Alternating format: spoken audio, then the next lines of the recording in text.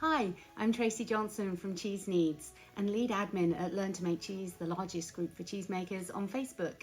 And welcome to This Week in Cheese. Let's start with the make. This week it's panela. Using 6 litres of goat's milk that I've pasteurised at home, raised the temperature to 95, add a quarter of a teaspoon of rennet to non-chlorinated water, which we then mix in and stir. When we get a clean break, which is what that is, we cut the curds into 1/2-inch cubes and then just go in and try and stir really gently.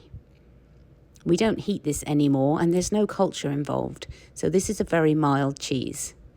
Here I'm drawing off the whey because we then salt the cheese in the whey once we get down to curd line. I used 1.5 tablespoons. Stir that well into your cheese and whey mixture, and then we drain into the traditional basket-shaped moulds. Flip it once at 2 hours and again at 4 hours, and then it can go into your fridge to be eaten right away. If it doesn't all fit into your moulds, don't worry, leave it in the pan and come back. It will have sunk down. You will eventually get all of this into your 2 moulds. You'll find the full written recipe at cheeseneeds.com. And now it's time for a top tip. Once your cheese is dry enough and you need to vacuum seal it, I always feel like a bit of a hobbit saying this, but you've got one seal. What about a second seal? If you find that your cheeses are regularly blowing out of their vacuum bag, you can find your heat bar on your different model of vacuum sealer. And once you've made a seal, make a second seal.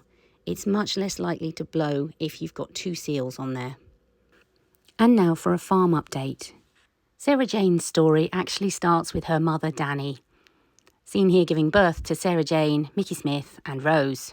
That was her first litter. Sadly, within 3 days, we'd lost Danny. She got subclinical mastitis that even though I was testing, I didn't pick up. She was fine at 7 a.m, she was down by 10 a.m, and she was gone by noon. The vet had never seen anything like it.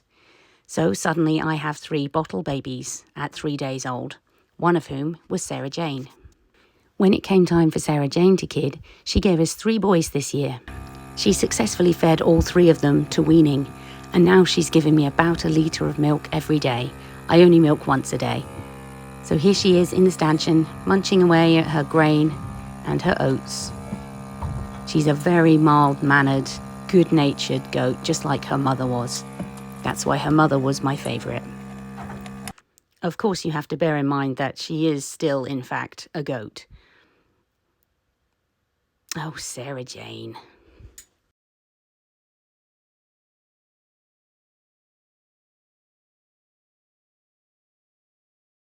This week in cheese.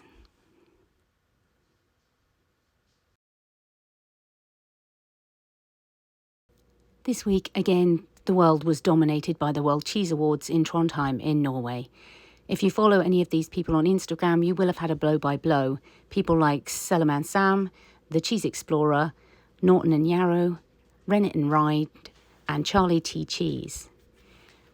The results are in, and the winner is Nidelven Blad, a Norwegian blue cheese that took the best of the best of the best. If you'd like to view the full list, including whether or not your favourite cheese placed anywhere in the rankings, you can go to worldcheeseawards.com. And finally, the taste test.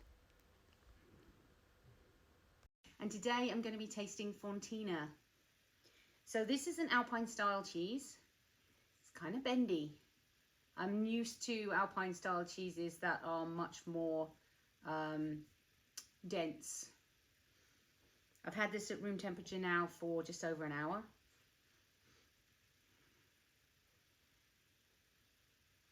Probably help if I actually had the wheel the right way up. I'm smelling grass. There's definitely, it tears a little bit like a smoked Bavarian, which is very strange. It's the strongest banana flavour.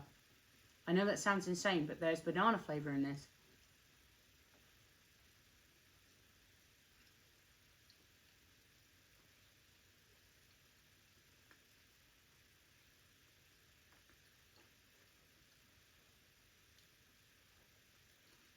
sweet, almost caramelized banana. Definitely grassy notes, nutty, like an almond, a cooked almond. That's really, really good.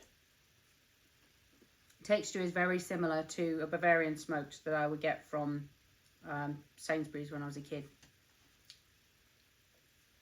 Except obviously no smoky flavour.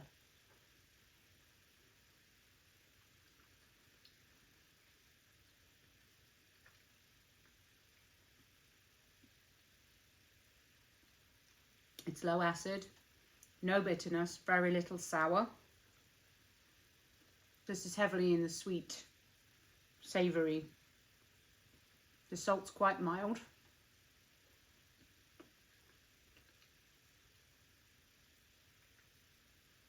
But then the salt does travel through from the back.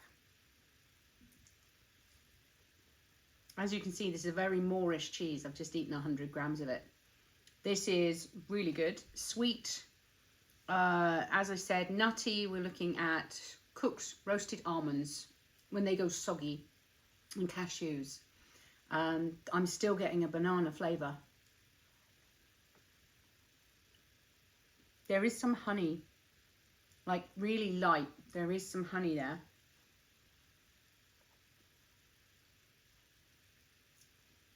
It lasts well. That's a people pleaser. You could put that on any board and that would make anybody happy. That's a mild, easygoing, nice, good all-rounder. Thank you for joining me for This Week in Cheese. See you next Wednesday. Hi, Tracy Johnson here from Cheese Needs. As part of my continuing education,